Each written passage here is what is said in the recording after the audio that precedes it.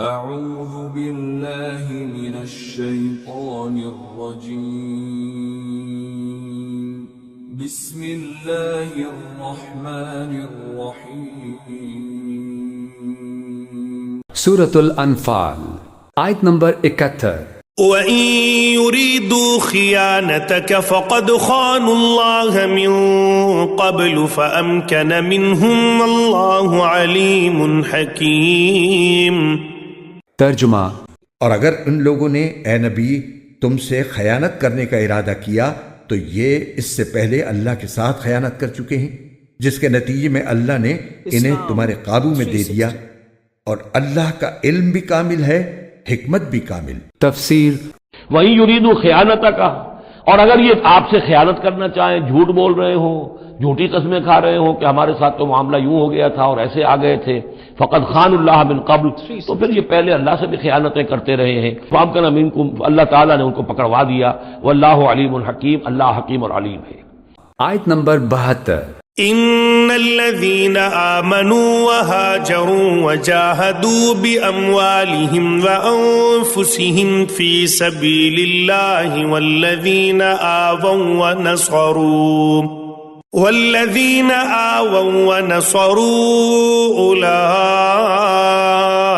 بعضهم أولياء بعض والذين آمنوا ولم يهاجروا ما لكم من ولايتهم من شيء حتى يهاجروا وإن استنصروكم في الدين فعليكم النصر إلا على قوم بينكم وبينهم ميثاق واللہ بما تعملون بصیر۔ ترجمہ۔ جو لوگ ایمان لائے ہیں اور انہوں نے ہجرت کی ہے اور اپنے مالوں اور جانوں سے اللہ کے راستے میں جہاد کیا ہے، وہ اور جنہوں نے ان کو مدینے میں آباد کیا اور ان کی مدد کی، یہ سب لوگ آپس میں ایک دوسرے کے ولی وارث ہیں۔ اور جو لوگ ایمان لے آئے ہیں مگر انہوں نے ہجرت نہیں کی، جب تک وہ ہجرت نہ کر لیں، اے مسلمانوں تمہارا ان سے وراثت کا کوئی رشتہ نہیں ہے۔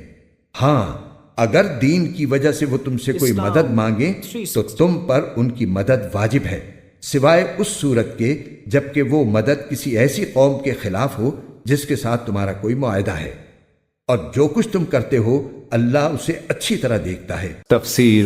سورہ انفال کی ان آخری آیات میں میراث کے کچھ وہ احکام بیان فرمائے گئے ہیں جو مسلمانوں کی مکہ مکرمہ سے ہجرت کے نتیجے میں پیدا ہوئے تھے۔ اللہ تعالیٰ نے یہ اصول شروع سے طے فرما دیا تھا کہ مسلمان اور کافر آپس میں ایک دوسرے کے وارث نہیں ہو سکتے۔ اب صورتحال یہ تھی کہ جو صحابہ کرام مکہ مکرمہ سے ہجرت کر کے مدینہ منورہ آ گئے تھے، ان میں سے بہت سے ایسے تھے کہ ان کے رشتہ دار جو ان کے وارث ہو سکتے تھے سب مکہ مکرمہ میں رہ گئے تھے۔ ان میں سے اکثر وہ تھے جو کافر تھے اور مسلمان ہی نہیں ہوئے تھے۔ وہ مسلمانوں کے اس لیے وارث نہیں ہو سکتے تھے کہ ان کے درمیان کفر اور ایمان کا فاصلہ حائل تھا۔ چنانچہ ان آیات نے واضح طور پر بتا دیا کہ وہ نہ مسلمانوں کے وارث ہو سکتے ہیں اور نہ مسلمان ان کے وارث ہو سکتے ہیں۔ اور مہاجرین کے کچھ ایسے رشتے بھی تھے جو مسلمان تو ہو گئے تھے لیکن انہوں نے مدینہ منورہ کی طرف ہجرت نہیں کی تھی۔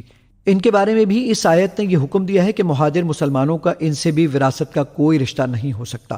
اس کی ایک وجہ یہ تھی کہ اس وقت تمام مسلمانوں کے ذمے فرض تھا کہ وہ مکہ مکرمہ سے ہجرت کریں، اور انہوں نے ہجرت نہ کر کے اس فریضے کو ابھی تک ادا نہیں کیا تھا۔ اور دوسری وجہ یہ تھی کہ مہاجر مسلمان مدینہ منورہ میں تھے جو دارالاسلام تھا، اور وہ حضرات مکہ مکرمہ میں تھے جو اس وقت دارالحرب تھا، اور دونوں کے درمیان بڑی رکاوٹیں حائل تھیں۔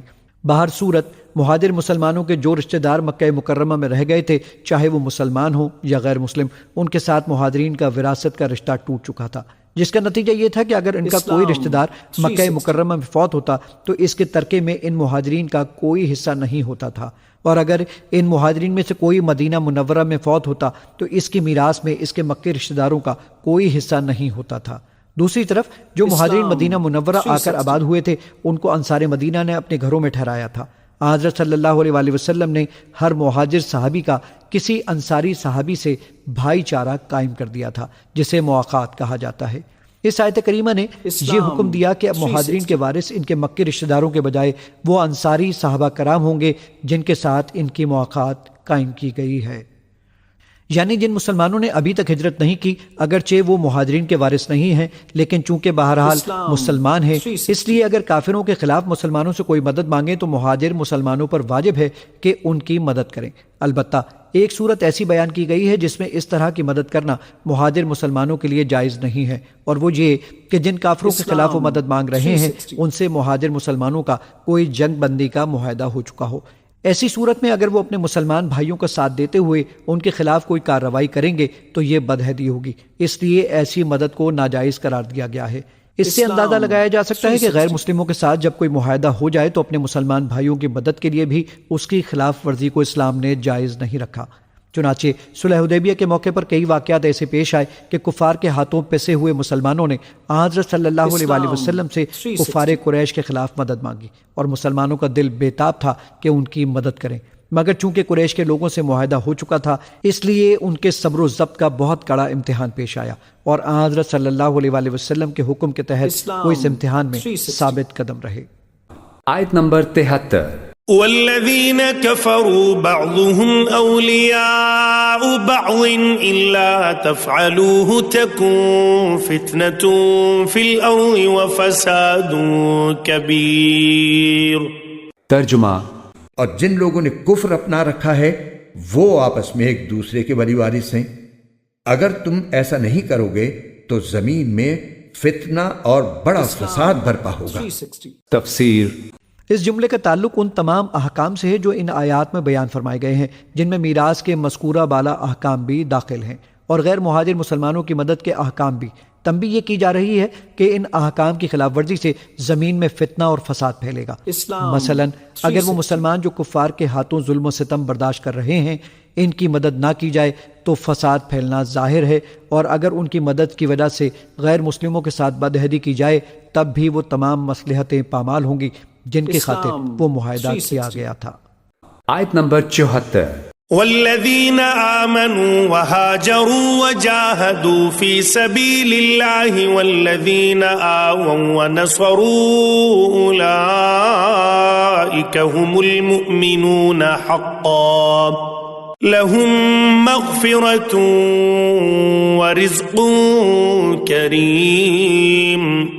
ترجمہ، اور جو لوگ ایمان لے آئے اور انہوں نے ہجرت کی اور اللہ کے راستے میں جہاد کیا، وہ اور جنہوں نے انہیں آباد کیا اور ان کی مدد کی، وہ سب صحیح معنی میں مومن ہیں۔ ایسے لوگ مغفرت اور باعزت رزق کے مستحق ہیں۔ تفسیر۔ یعنی جن مسلمانوں نے ابھی ہجرت نہیں کی ہے اگرچہ مومن وہ بھی ہیں، لیکن ان میں ابھی یہ کسر ہے کہ انہوں نے ہجرت کے حکم پر عمل نہیں کیا۔ دوسری طرف مہاجرین اور انصار میں یہ کسر نہیں ہے، اس لیے وہ صحیح معنی میں مومن کہلانے کے مستحق ہیں۔ آیت نمبر 75۔ والذين آمنوا من بعد وهاجروا وجاهدوا معكم فأولئك منكم وأولو الأرحام بعضهم أولى ببعض في كتاب الله إن الله بكل شيء عليم۔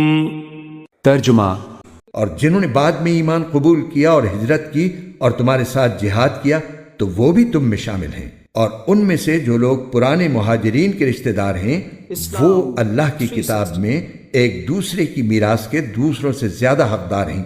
یقیناً اللہ ہر چیز کا پورا علم رکھتا ہے۔ تفسیر۔ یہ اس وقت کا ذکر ہے جب وہ مسلمان بھی بالآخر ہجرت کر آئے تھے جنہوں نے شروع میں ہجرت نہیں کی تھی۔ اس آیت نے ان کے بارے میں دو حکم بیان فرمائے ہیں۔ ایک یہ کہ اب انہوں نے چونکہ وہ کسر پوری کر دی جس کی وجہ سے ان کا درجہ مہاجرین اور انصار سے کم تھا، اس لیے اب وہ بھی ان میں شامل ہو گئے ہیں، اور دوسرا حکم یہ کہ اب تک وہ اپنے ان رشتہ داروں کے وارث نہیں ہوتے تھے جو ہجرت کر چکے تھے۔ اب چونکہ وہ بھی ہجرت کر کے مدینہ منورہ آ گئے ہیں اس لیے اب ان کے وارث ہونے کی اصل رکاوٹ دور ہو گئی ہے۔ اب وہ اپنے ان مسلمان رشتہ داروں کے وارث ہوں گے جو ان سے پہلے ہجرت کر چکے تھے۔ اس کا لازمی نتیجہ یہ ہے کہ انصاری صحابہ کو ان مہاجرین کا جو وارث بنایا گیا تھا اب وہ حکم منسوخ ہو گیا، کیونکہ وہ ایک عارضی حکم تھا جو اس وجہ سے دیا گیا تھا کہ ان مہاجرین کے رشتہ دار مدینہ منورہ میں موجود نہیں تھے۔